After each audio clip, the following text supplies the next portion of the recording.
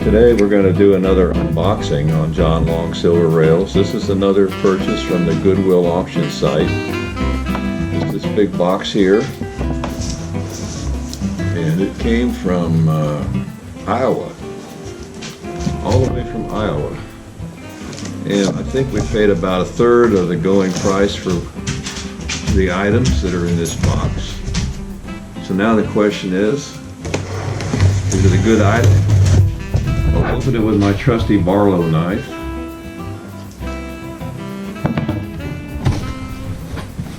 Oh boy, peanuts. My favorite thing.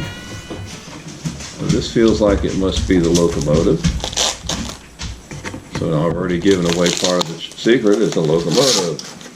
Actually, it's going to be a train set. It's going to be a very special train set. One I never thought I'd get because I never thought I could afford one. It's the Disney set featuring Mickey Mouse. It's got a picture of Goofy on the roof. It's a wind-up. Got some rust here and there, some issues, but it's not perfect, but it's much better than I thought I would ever get. Let's see what the rest of it looks like.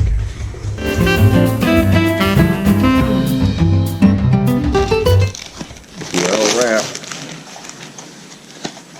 And here is the Disney caboose that goes with this set.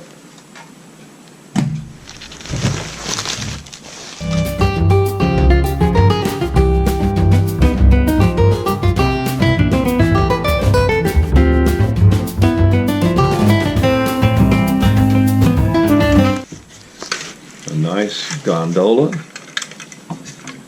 On that side we have Pluto, and I think it's Jiminy Cricket.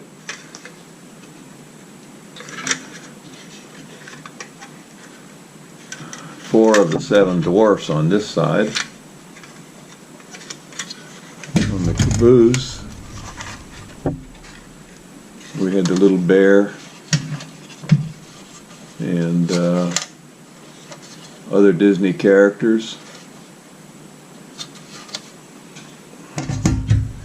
I think there's another one in this box, at least I hope there is. Yep, here it is. If we're lucky, it'll be the tender.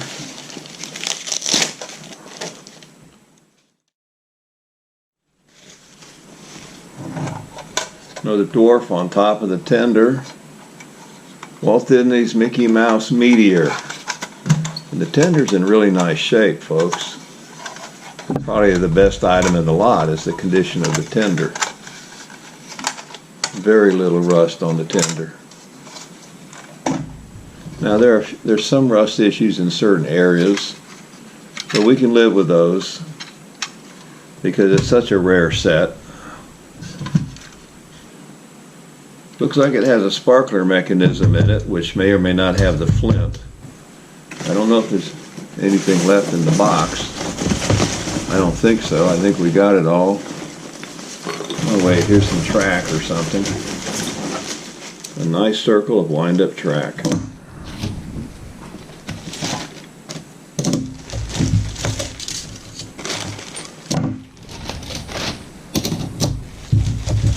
And fortunately, we have the key.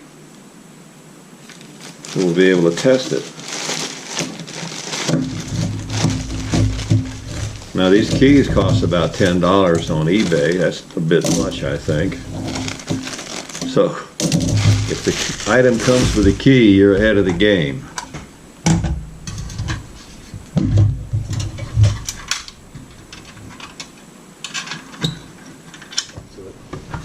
Okay, I'm going to try to take the top off and find out why this is not running.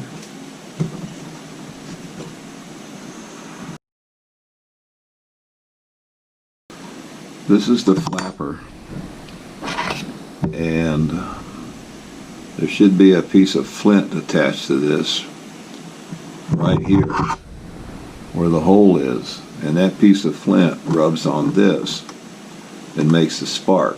The flint is not there, but we would use a standard cigarette lighter flint. to make that work. This is the wind-up mechanism exposed. I'm hoping that I can release the reverse lock on it and get it to move. There it goes, it's starting to move now. I think it needs to be lubricated.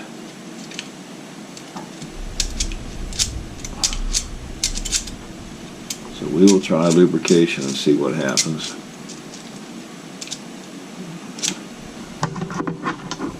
This right here, that's the governor. And it should have some little weights on it that expand to slow it down in theory.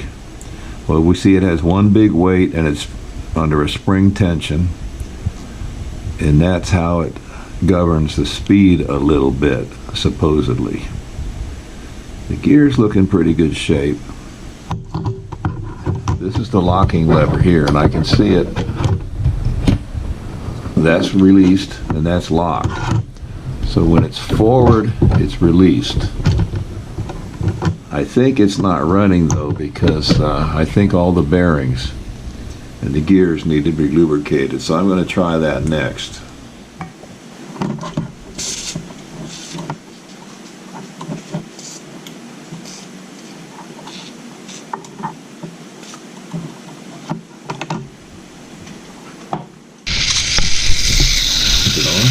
Yeah, fine. Well, we've got it freed up now. It just unwound. Now the question is, will it wind again? I'll put the brake on. That's this.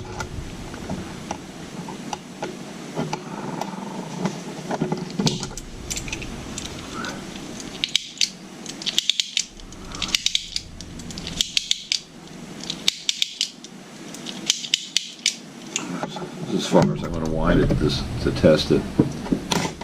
Now we will see, when I take the brake off, we'll see what happens. This is the rear wheel, and of course that's not geared, so I can hold it by the back.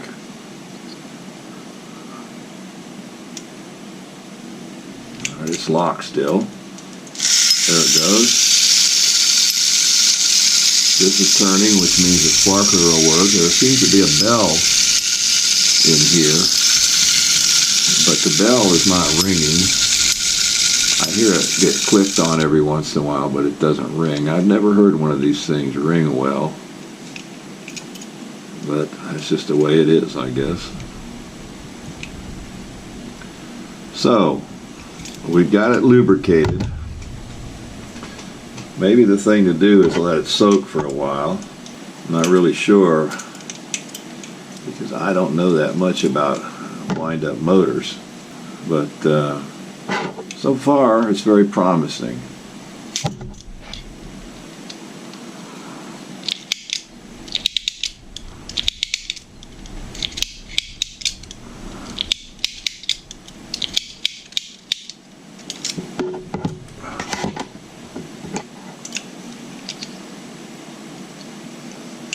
When I give it a little start, it goes.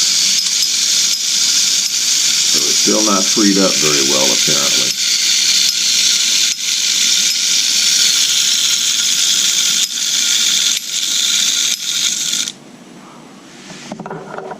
I have here, this is a Flint dispenser. It's got 2 flints in it. The flint goes right where this very small hole is here.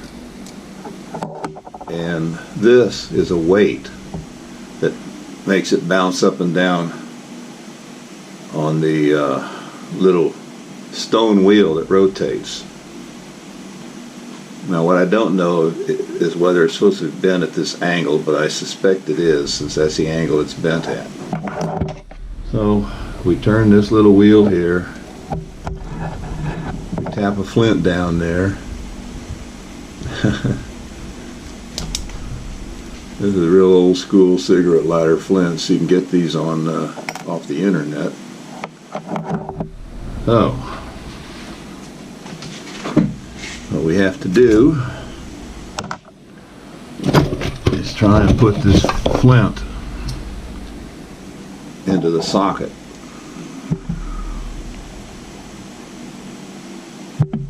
So there's the flint. There's the socket. Goes in like this. We get it to work, that is. It's a difficult angle to press this thing in with. And I'm having trouble holding this flint firmly enough to get it started. There it goes. Nope. Came out. Afraid if I squeeze the flint too hard with the pliers, I'll shatter it. So I'm going to try my fingers this time. Well, it's in place, but it's not being held. Maybe if I push down on it a little bit. It's getting in there. I think what I'm going to do is tap on it very gently. And that might seat it the rest of the way. This is only the second time I've put a flint in one of these. A different locomotive.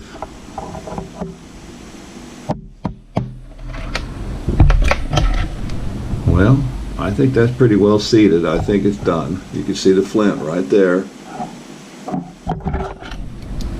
Right there. Now this thing goes, it just hangs loosely here. As you can see, I'm having trouble doing that too. And I believe it just goes like this.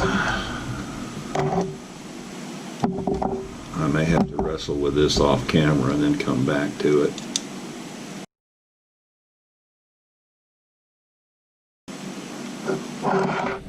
Well, if it hangs like that, this is up too far. And that's the way I do think it hangs. So something's not right in the adjustment here. The flint's lined up properly.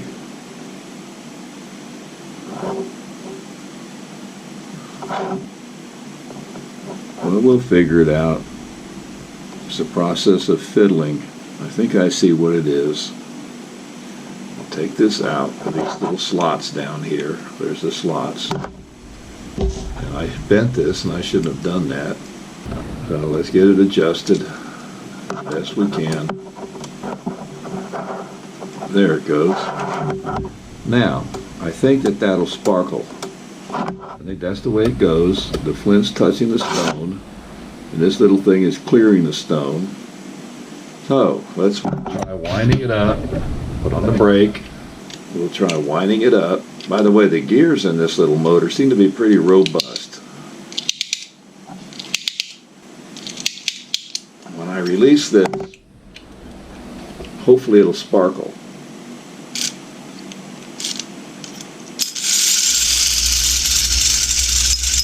Well, it's not quite touching here where it's supposed to touch to make the sparkles.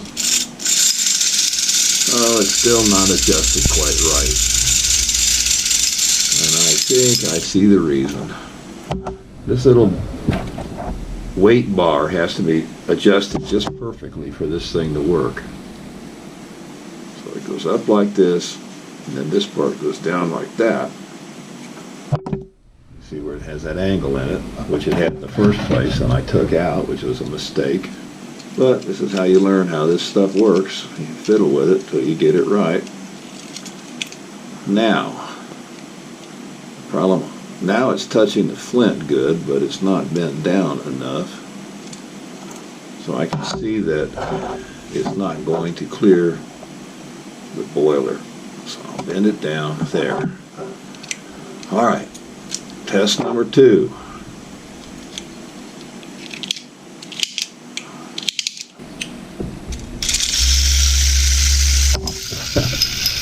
Another failure. This time it fell off when I shook it too much. I think when it's in the locomotive, it's not going to be falling off like that. And of course, it's easier to test it on the track than it is to have to hold it in your hand. Well, it blew it right off. Well, I'll keep trying until I get it right.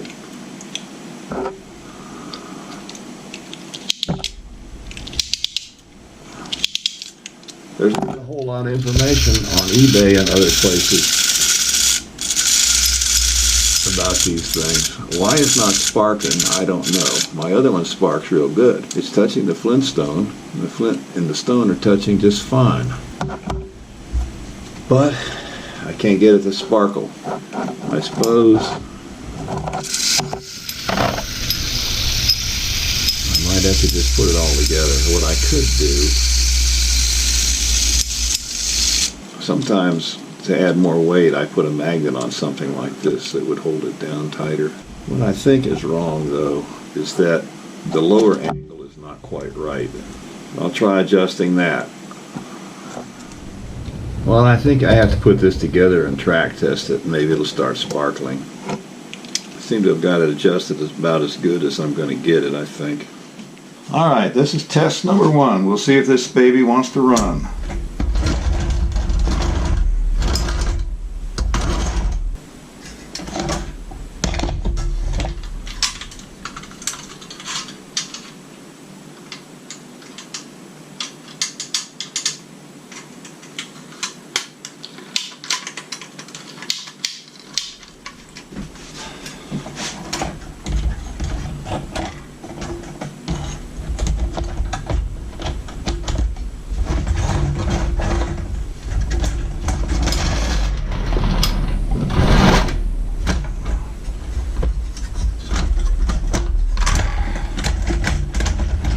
On my switch track. I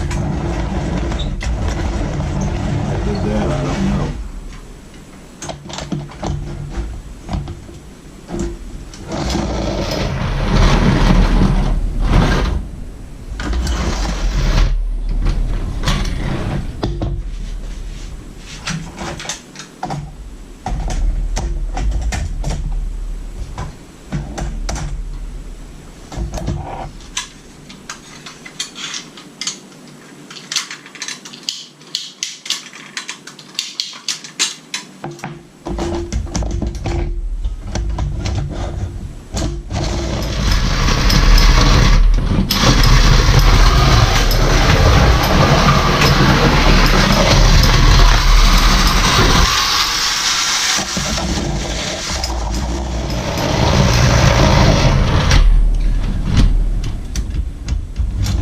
The cow catcher snags on the switch. I guess it's bent down a little bit.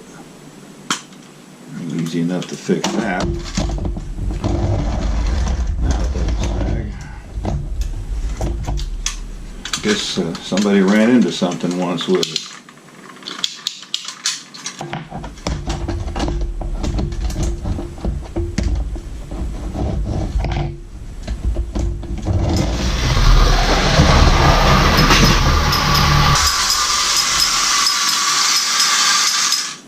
Well, it ran off the track, so now we'll have to put the consist behind it and see what happens.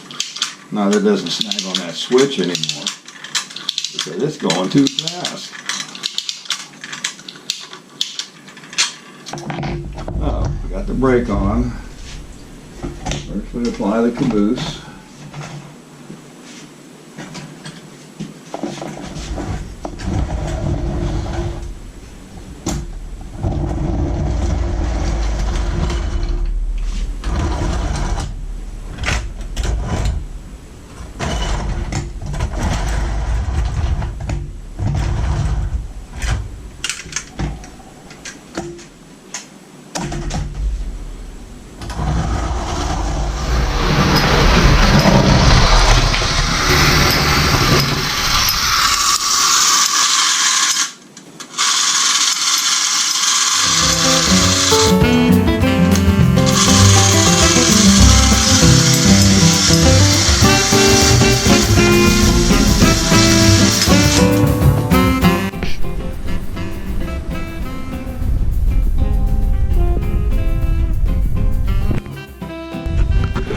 I don't know how to turn this thing off.